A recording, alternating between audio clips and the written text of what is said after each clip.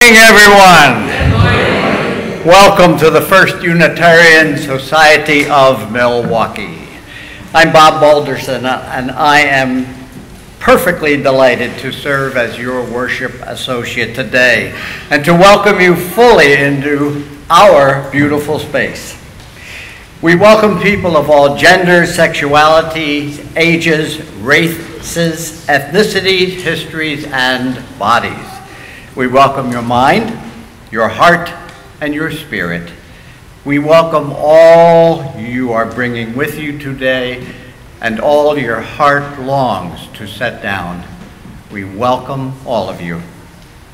We extend a special welcome to each guest among us. Guests are warmly invited to attend the Inquirer session in the parlor immediately after today's service to learn more about Unitarian Universalism and our church in a smaller casual gathering. We invite our guests to fill out a welcome card located in the pew rack in front of you and drop it in the offering plate later in the service. You can also pick up a welcome packet at the back of the sanctuary. Hearing assist devices and braille hymnals are also available at the rear of the sanctuary, and a fragrance-free area is located in the first few pews at the right front of the sanctuary. If you are a visiting family, including children or youth, please join the children's recessional after the time for all ages and head across the hall to the common room. There you will be greeted by someone who will orient you to religious education. Immediately following the service, everyone is invited for coffee and conversation in the common room across the hall. Again, my name is Bob, and you will find me at the Feast of Crispian table located in the back left of the common room. As a way to engage at First Church, I invite everyone to explore the announcements insert in your order of service for the numerous opportunities available here. In particular, let me draw your attention to the following. The chronologically gifted group will be meeting today for its February potluck at 12:30 p.m. If you didn't come prepared with a dish to share, it's not a problem. Come anyway. There's always plenty of food, and I can attest to that. Today's program is entitled Cakes for the Queen of Heaven. It will be presented by Janet Nortram. Don't miss this intriguing program. Adult Spiritual Development. Owning your religious past. How does your past shape your spiritual present? This class can help you reflect on your religious past, sorting out what to leave and what to bring into the present and what to redefine. The 5-part sessions run March 5th through April 2nd and are facilitated by Jean Lowry and Gordy Mueller. Register online at the UU website or the religious education table at coffee hour. We need more hands. If you were not here last Sunday or have thought of another reason we need one another, the pledge team invites you to find their table at the coffee hour and to add your hand to our collective wisdom of why we need one another. Of course, there will also be pledge cards at the table, and a pledge team member to answer any questions you have about the 2019 We Need One Another to Take a Bold Step campaign. Please find detail on these and more events in the announcement insert. Finally, please silence any electronic devices for the remainder of the service. Once again, I welcome you to First Church and invite you to join me in the unison reading of our mission, which is printed in your order of service, and let's say it like we mean it. We gather to nurture the spirit, engage the mind, and inspire action. At this point, I would like to introduce our pulpit guest for this morning, Kim Sweeney. Ms. Sweeney is a credentialed religious educator and the founder of Courageous Faith Consulting in East Hampton, Massachusetts.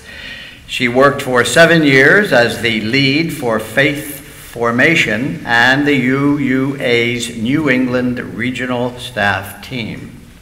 Kim is the author of The Death of Sunday School and the Future of Faith Formation. She is a sought-after presenter and workshop leader and has led programs across the United States and Canada. Let's welcome Kim.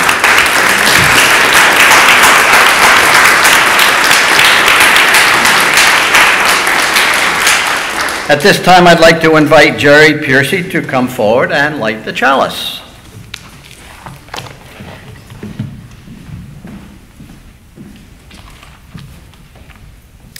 Our chalice lighting words this morning are adapted from the Reverend Leslie Takahashi. All that we have ever loved and all that we have ever been stands with us on the brink of all that we aspire to create. Let us light our chalice for a deeper peace, a larger love, a more embracing hope, a greater generosity of spirit, a deeper joy in this life we all share.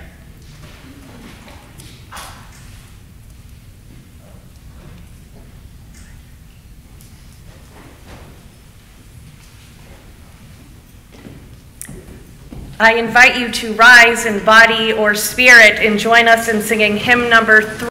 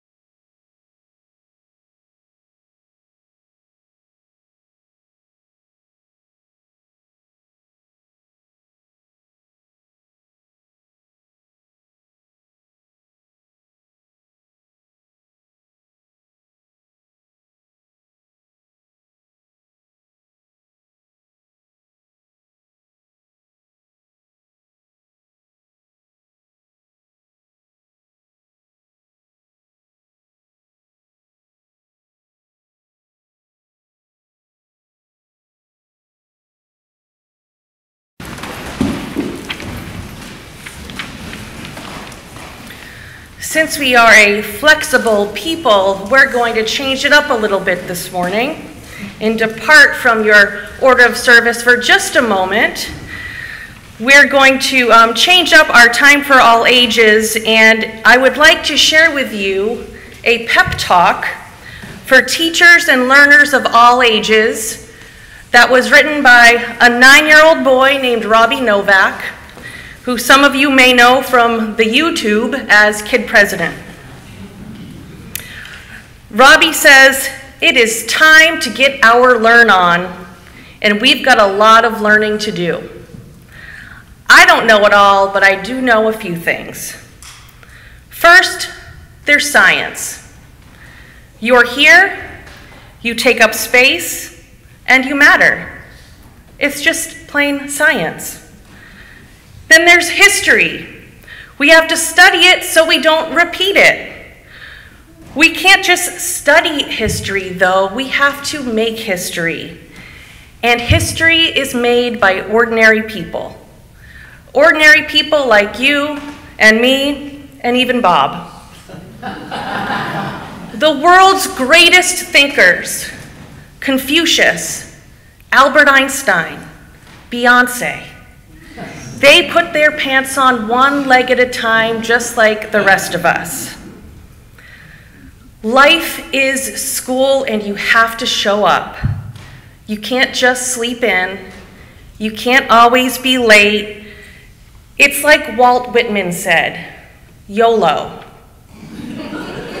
Except he didn't say that, but you would know that if you read the book. So read books, read lots of things. If you want to change the world, then you have to know about it.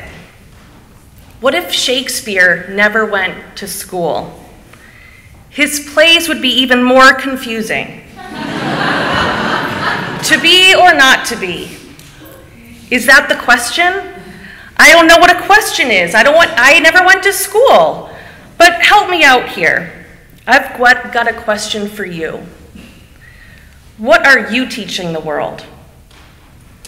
How to be boring? How to make the world sad? No, you're not teaching the world that.